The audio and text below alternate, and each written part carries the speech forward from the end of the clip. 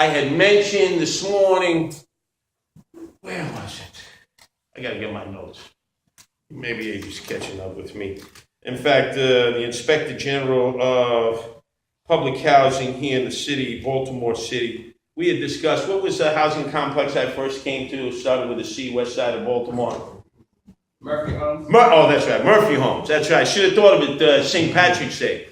I remember walking through Murphy Homes, and I was like, my God, people were mad dogging me and I-fornicating me here, and it's not because they don't know who I am and what I represent, but they perceive of me as an invading army, like I'm leading an invading army, even though they were local at that time, Guardian Angels. We were on Eager Street at the time at a church right down the road from the penitentiary that scared the bejeebers out of me when I first walked into that penitentiary and said, this is like Shawshank Redemption. Man, it's a frightening place. And obviously the people incarcerated in there, some of the most frightening people in all America.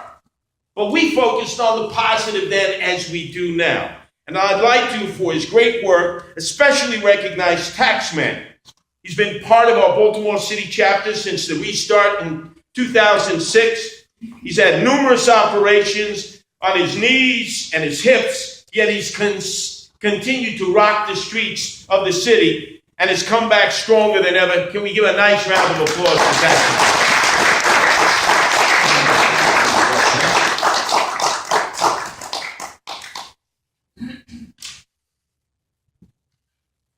Secondly, I'd like to bring to your attention Jazz, who has also had all kinds of medical issues. I'm starting to think it's like we're all members of the ER club. You know, we've been in and out of this so much.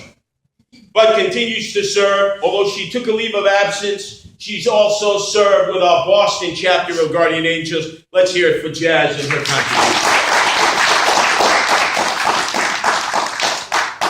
This morning, like I said, it was my pleasure to share my first plate of pancakes with bananas in a month of Sundays, not having to eat the maypole and oatmeal with both Marcus and Crush.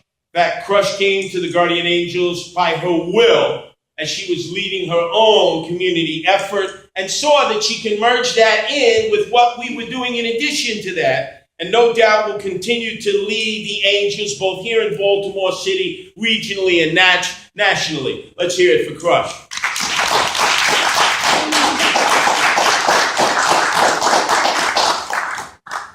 And also Taz, who has been doing an outstanding job doing what it is that the Guardian Angels are world renowned for, organizing the safety patrols, the street patrols, and he's continuing to build on that effort. Let's recognize Taz.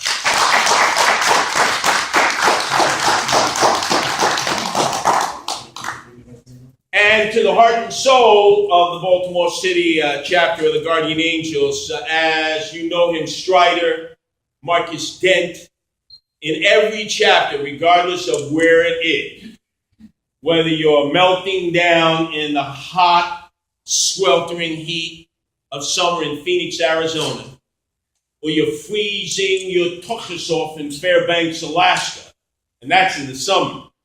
Never mind climate change and global warming. The fact is that we depend on Guardian Angels of all different types, all different backgrounds, in all different places, all over the world to make this effort a success. I can lend my guidance, I can mentor, but as I've always said from New York City, our mothership connection, we're not Hessians, we're not mercenaries, we can't do the heavy lifting. It must be done locally. Although we're global, it always gets down to its local elements. And in Baltimore City, and in Baltimore County, and in the state of Maryland, he has become the face, the image of the Guardian Angels, Strider Marcus Dent.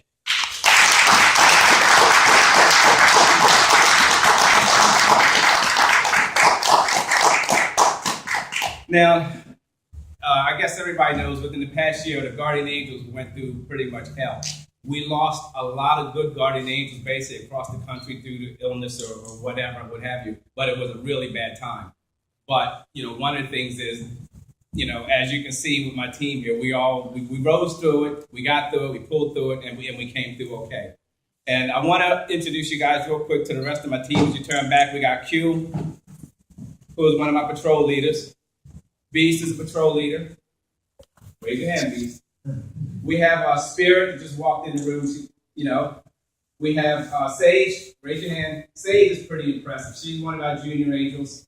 And I like to say thank you to Sage, and especially to her mom, Dina, who was a member of the Baltimore City Police. And Dina stuck with us since 2006, and she's never let go. And as you see, Sage is one of our rising junior angels, so when she reaches ages, she'll probably kick all of us out of here and just start her own new chapter. So we also have Bugs, who is my former assistant chapter commander who passed away from cancer. His son, that's Bugs, but his father's name was Smokes. And Smoke and I had known each other since we were 10 years old. So that was a pretty rough pill to swallow there. We have Ghost, we have Aztec, and we have Tiger. Tiger used to run our little junior angel group, which we are going to be putting back together. But like I said, the Baltimore Guardian Angels come from all over the place. And out of all the angels that we do have here in Baltimore, and all of them are present, we only have 2 that live in Baltimore City. All the rest come from surrounding counties and areas. But at the same time, this is what we do to kind of get through and make it through here. So I want to thank all these guys. But also, now, we have awards for a lot of the community leaders, but because of the date and the deadline and all, a lot of people weren't able to be here today. But I do want to recognize Carol McCoy. If you can come up a second, Carol, please.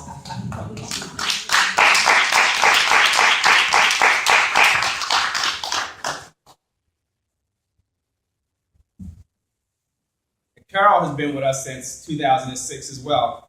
And Carol in St. Mark's has pretty much given us a home here since maybe 2007. So we've been here, and we've had the upstairs over there dedicated to us since 2007. And then, of course, Moore Park has asked nothing of the Guardian Angels except for the fact that, hey, become a part of the community, help us out. And we try to do what we can, but I think, we still got the better of the deal. Because all over the world, there's Guardian Angel chapters out here that really don't have a community that hangs on and supports us as much as this. So this headquarters really, really allows us to do what it is we got to do as far as training, getting together, coordinating things. And without a place to go, believe me, we wouldn't be as sharp as we are. So I want to thank Carol for everything that she's done. So we have to put that back on. So we'll deal with that. But thank you so much. Thank you. I think we got the better deal. Thank you. I want to introduce Steve Gessie. If you can stand up a second, please come up real quick. Now, Steve's a guy that we met at one of our functions, and he's pretty much in federal law enforcement and has pretty much become a good friend of the Guardian Angels. And it's nice to us because when we have people that come in that have a level of professionalism, that want to talk to us and tell us things and learn from us as well, it only makes us better than who we are. And Steve is also one of the donators here, and he actually helped us. If it wasn't for him, we would have been screwed going to North Carolina. But thanks to Steve, we were able to do that. And it was a 4-day, 10-hour-a-day trip on missing persons, serial killers, and domestic abuse. And we thought when we went down and we knew a little bit, we're okay. But when you get down there with the people in that room, there's over 300 people there, you realize everybody needs a class in something. When you think you know it all, go sit down and go to another class. So I want to thank Steve. Now hold this gently, because Jazz has got to put it back together for you. But thank you. No, thank you. Like I said, we're looking forward to building more partnerships with the communities. There's a lot of stuff we got going on. I see C.D. Witherspoon is here, and he does his own stuff. We have Mr. Kevin White here, Inspector General of Housing. So there's a lot of stuff going on within the Guardian Angels. And where's Sarah? This lady here has really, really become a good friend of the Guardian Angels because, you stand up and say hello, introduce them, But as you see, I always describe her as just one of these classy ladies that we're lucky enough to know. And she always shows up to what we got, and she always helps us with whatever it is we need. So I want to thank you. So, all the police officers that come, thank you very much. Because like I said, this is the partnership, and we are lucky enough to have relationships with the police, the law enforcement, the political leaders, and the community leaders here. That's what makes the difference in part of this chapter. Wouldn't you agree? Yeah. So what I want to do now is we're going to wrap up. We're going to go over to the other side. Curtis is going to be here a while, so I'd like to get pictures with you guys with Curtis Sliwa. If it's up to you, we'll send them to you. We'll do whatever you got to do. But if you want to sit down, take a minute and say hello to Curtis and introduce yourself and talk about some things, that's what he's here for. He said this is on your time. So I'd like you guys to meet a big influence of our life. So, and thank you for coming. And I think we may squeeze out a birthday cake or something for him, Jazz. So, how about that? Beats oatmeal. It's made of oatmeal. So, okay. So he did his award presentation, and this is actually for Strider from the chapter. We're giving him the world. It says, Strider, for all you do, we honor you, your Baltimore. Well, thank you.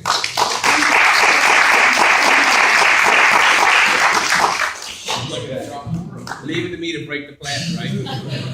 All right, guys. Let's move over. Is it okay with you? And also, come here, Aaron. This is great. Come here. Aaron actually gave us the television to use for our slideshow. We had a real good video presentation that we're going to put on there. But I want to tell Dan Cosgrove, we have his certificate on the other side. Dan has done more video audio on the Guardian Angels than all the local news channels put together. So if you want pictures of presentations, that's the man you go to. So I don't know what we would do without him. So he's also got his own stuff going on called Fleeing Baltimore, his documentary. So you want to talk to somebody, there's the guy to talk to. I think he's got more footage of you, Kurt. I think he's trying to. Dan's going to have a documentary movie on you, just like that one on We're Fighting Back. Doing that, you're going to watch it. So, but anyway, guys, we're going to head over to the other side. I hope you all can take a minute and meet Curtis and introduce yourselves. And again, thank you for coming, and we'll talk more.